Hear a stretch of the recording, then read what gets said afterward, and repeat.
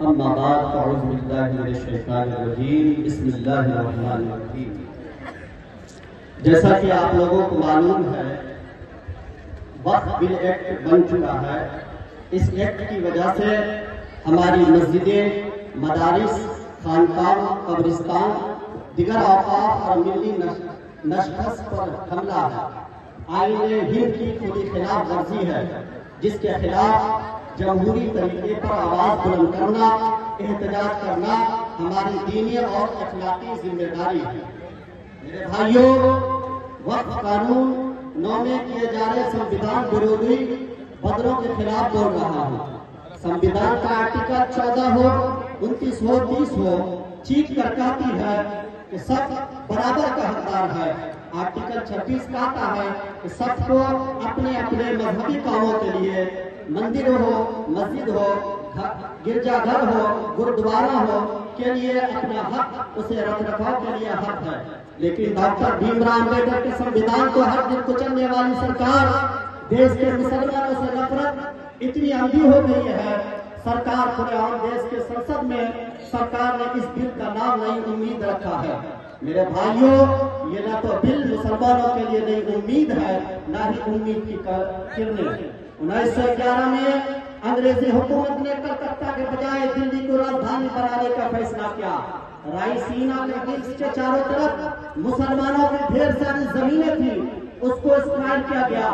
Lutyens को इसके तामीर की जिम्मेदारी दी, लेकिन उस वक्त मुसलमानों ने अंग्रेजी हुकूमत के खिलाफ अपनी इबादत गाहों बचाने के लिए लड़ाई लड़ी। मामला ब्रिटिश गवर्नमेंट तक पहुंचा, तब यह तय हुआ धार्मिक स्थल को जैसे का तैसा रहने दिया जाए। ऐसे ही 123 समितियों के 1913 में मुसलमान वक्फ रिलेशन एक्ट बना और 1947-1945 के बीच एक और समझौता हुआ। आजादी से पहले इसके तहत काफी सारी वक्फ जायदाद को सुन्नी मजलिस औकाफ बनाकर इसको अंदर किया गया, ताकि इसकी देख रख हो सके। मेरे भाइयों, 1947 में भारत आजाद हुआ।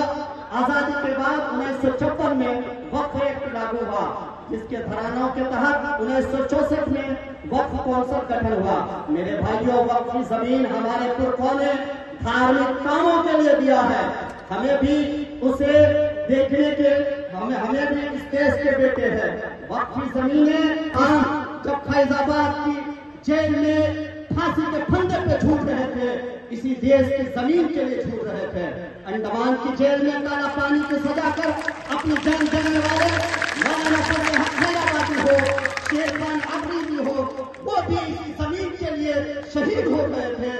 और महावीर चक्र विजेता ब्रिगेडियर उस्मान हमीद, जो कि पाकिस्तान के पेटन टेक उड़ाने वाले परमवीर चक्र विजेता मीर अब्दुल हमीद, इसी जमीन के लिए शहीद हुए थे। मैं ऐलान करता हूँ, जब भी हमारे देश में हमारी लहू की जरूरत पड़ेगी तो हम तैयार हैं। मगर सरकार से ये कहना चाहता हूँ, मेरे सरकार से ये कहना चाहता हूँ, हमारी इबादत गाहें न छीनो, हमारे घरों पर बुलडोजर न चलाओ, मेरे कब्रों में सुकून से सोने दो। मैं सरकार से अपील करता हूँ कि ये वक्फ कानून जो काला कानून है उसे वापस ले लें।